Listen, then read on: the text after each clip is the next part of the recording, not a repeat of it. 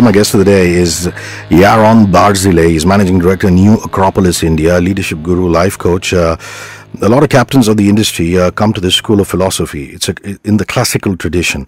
It reintroduces a lot of ancient methods in a modern form. Hi, Yaron. Welcome to the show. Hi, Hrishi. Good morning. Tell me first and foremost, what really is the Acropolis? I know you could go on for days about it, but it's a tough thing doing it in a couple of minutes, but just an overview of Acropolis. Well, the organization started in Argentina 57 years ago, and essentially to promote three verticals, which is philosophy in a classical tradition, which is also culture, which is also dedicated to volunteerism. And the name itself, New Acropolis, well, Acropolis means, I don't know if you know, means in ancient Greek was the higher part of the city, so the part that aspires. So you're saying the higher part of the brain, in a way, The higher part of yourself, yes. Of yourself, yeah. That's wonderful. You know, it's great that that you're not aligned to any religion, so to say. It's more a way of life, more than anything else. Correct me if I'm wrong. Yes, you touch in a very interesting topic, but one of the things that I study is that the word religion itself comes from a Latin origin. It's mean to unite. To unite. But that's a good thing to remember when we think about religions today. Sometimes they stand for something else, but really they mean to unite. And that's also the meaning maybe of yoga. Yoga is also to unite. And in reality, it's also the meaning of the word philosophy. So I'll say that philosophy belongs to all religions. But they belong to us as a human being. Maybe we have such force inside of us that allow us to unite with ourselves, with life, and that is what philosophy means. For me, philosophy is a state of mind, not just an academic study. And Yaron, it's quite amazing that the ancient masters, whether it was Socrates or, you know, the thinkers of the good old days, whether it was Plato or Aristotle, all of them had thought processes which could be applied to the modern age. Talk about that. Absolutely. This is what we mean by a school of philosophy in the classical tradition. So what is classical, Hrishi? Right? Classical is something that you refer to as something that you can always use, right? Yep. That is not fashionable, that is not passing with time. And this is also our interest, to find exactly those classical teaching of humanity, not of a certain religion or a certain culture, and try to apply them today, because to me, without the application of philosophy, maybe we should not even call it philosophy. It is said that the word philosophy came first to the world by that great teacher named Pythagoras. Pythagoras. In mathematics class, we would read Pythagoras' theorem. Yeah, but Pythagoras is much more than that. He's a very special human being. There's a lot of stories about him, some kind of mystery. So it is said that when people spoke to him, they referred to him as a sophos. You know the word sophos, Sophia, meaning wisdom. Yeah. Okay. And Pythagoras, being such a sharp person, said, please don't call me sophos. I'm a philosophos. And philosophos mean a lover of wisdom. And I think that is a very good tip, because philosophy is nothing but just, it's not about only intellectualize thing or to be separate from thing, but it's actually when you love something, you would like to be one with it. Yes? It's again that concept of unity. So for me, philosophy, essentially, it's a way of life. It must be a way of life. Actually, how can you really study things if you don't put it into practice? I hope it's not too heavy on the morning. No, not at all. In fact, it's precisely what we need in the morning. It's after a tiring day of work in the evening that you don't want to hear all this. Yep. In the morning, your mind is fresh. I agree. Which is why we have people like you on the show. It's Annie Lennox, that's a Scottish lady who has given us so much beautiful music, both with the Eurythmics and solo. It's Little Bird. Yaron Barzilay, more with him in Acropolis up ahead. Annie Lennox, Little Bird, a remarkable gentleman in studio called Yaron Barzilay, managing director, New Acropolis India. Now, one good thing always leads to another. It basically happened that Trisha Screwvala, who was a guest on my show a few weeks ago, just dropped me a cursory email saying, you know, she thought this would be of special interest to me. Now, this gentleman was up in the mountains, and we finally tracked him, and he's back in Mumbai city, Yaron Barzilay. Now, I want to know, as far as Acropolis is concerned, in India, the conventional line of thought is you have to be a yogi or an ascetic to teach people about the ways of life, which may not necessarily be a bad thing. I'm not criticizing it. But the traditional philosophy is you've got to be a yogi or a baba or a sadhu. But you are actually turning around and saying you can live in this society, be a working professional, and yet adopt the Acropolis philosophy. And therein, your teachers are all working philosophers. Talk about the kind of workshops that you offer and the kind of people who are imparting the philosophy. Well, the basic workshop that we offer, not a workshop, it's a course, a 4-month course, once a week, usually in the evening, so after working hours, because as you said, people are working. It's a voyage. It's a voyage, we call it a living philosophy, which again apply what we said before, that philosophy is meant to be applied in life and not just to study in the intellect. And we go for a voyage to different cultures, East, West, India, some philosophical background. We find that it's something very human, yes, to have this kind of relationship to wisdom or search for truth. You know, all those questions that we call naive questions. Like, for example, I don't know, you give me who am I? Where do I come from? And where do we go? Those questions that I think in our day-to-day life today, we kind of lost touch with it, you know, but this is very essential for us as humans. Today you would ask yourself, maybe, where did I leave my mobile phone? Or what do I do today? Or what movie I'm going to see today in the TV? But when you think about it, it's absolutely essential for us, for a human being to ask himself, so what is it all about? And those are the questions that people ask themselves for millennium. And those are questions that people ask themselves East and West, you know, because they're human. And so there are also answers. Meaning there were people, philosophers, wise men that offer answers. And what we try to discover in this course is to track a few of those answers. Yes, how the ancient Egyptians spoke about our origin, our future, who we are. And one of the things that might strike you when you do this study is that though they all speak in different language, and of course use different examples and symbolism, and it might seem completely different, the fundamental principles are astonishingly similar. And this is very interesting. Another thing that we are trying to discover is through mythology. That's a beautiful thing. Those are and India is so rich in that.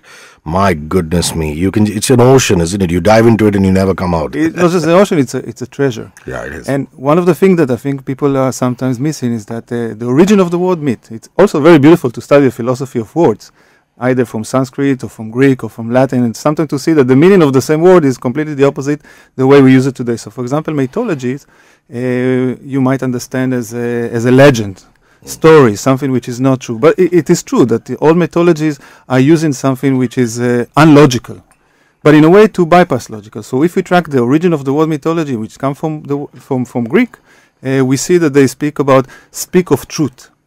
So that is beautiful. Through the stories, you are supposed to encounter truth. So part of our study is also to study mythologies. The mythology is like a modern or ancient GPS.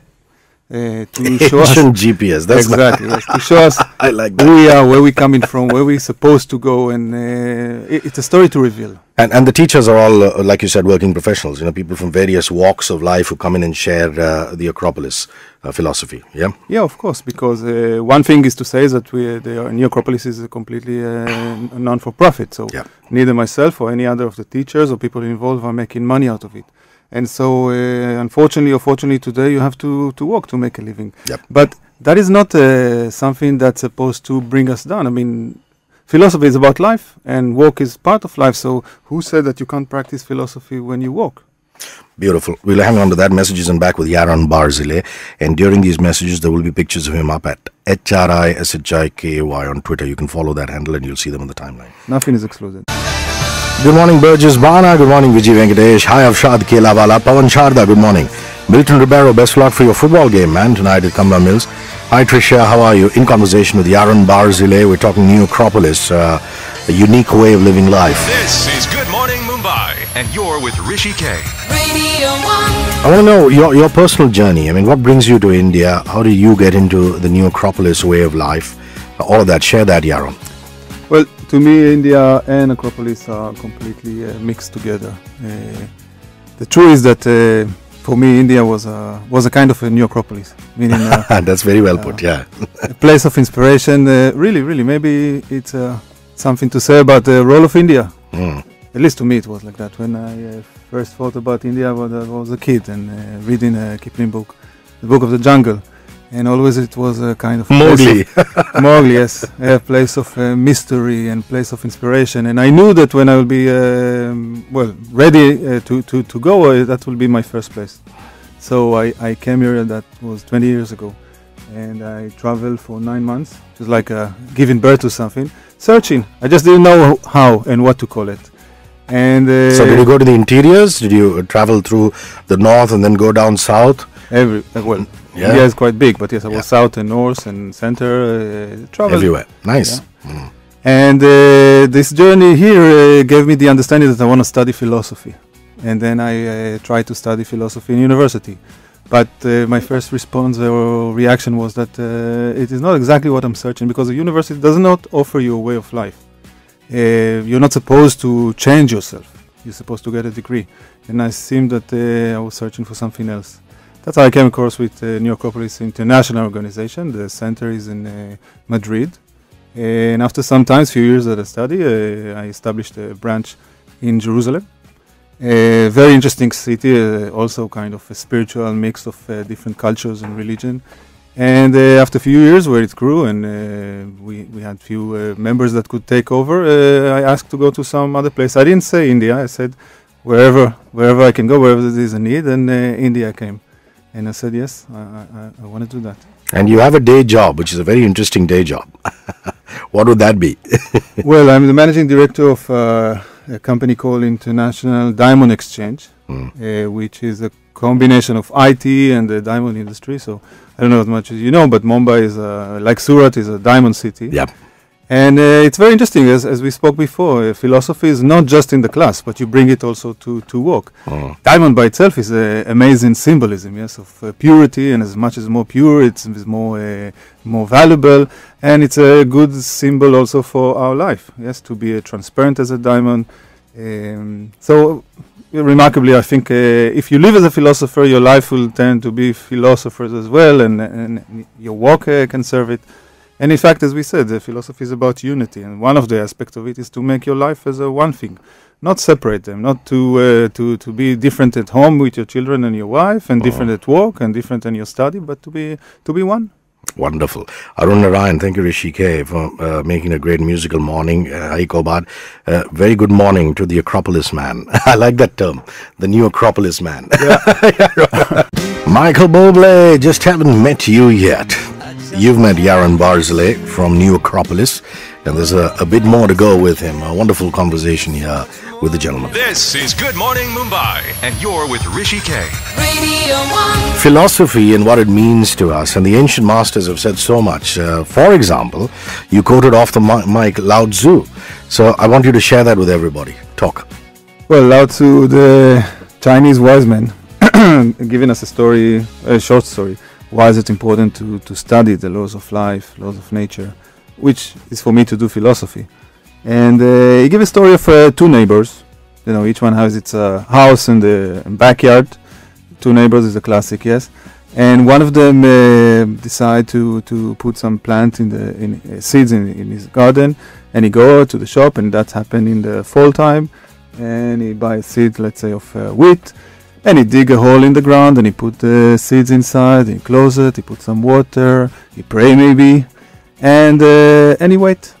So you have all the winter coming, the cold, and then in the spring you have the wheat coming out. Now the thing is, like most of story, there is a neighbor. And the neighbor see the wheat, and he said, wow, when my neighbor have such a beautiful thing, I also want. And he do exactly the same that he saw.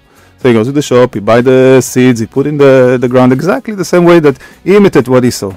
But he do it in the wrong season. So 6 months after that, when the wheat start, nothing come out. And what the guy say? He say, God, why am I so unlucky? Why am I never get all the luck? And then Lao Tzu said, there's nothing here about luck. Yeah, it's about the laws of life. You know, it's not so different than the Indian concept of karma, to understand the laws of life and to act accordingly.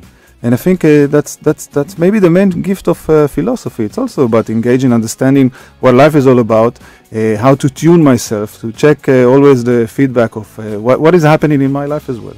Mm-hmm. And if I follow this story of Lao Tzu, I would say that, philosophy is supposed to help you to be more lucky, with more life.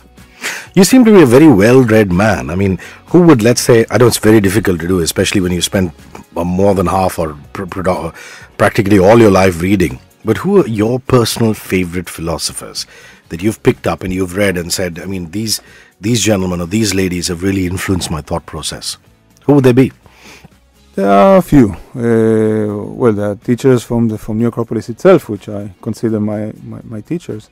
There is Plato, which some philosopher after him called him the divine philosopher, the one who connects you to divinity.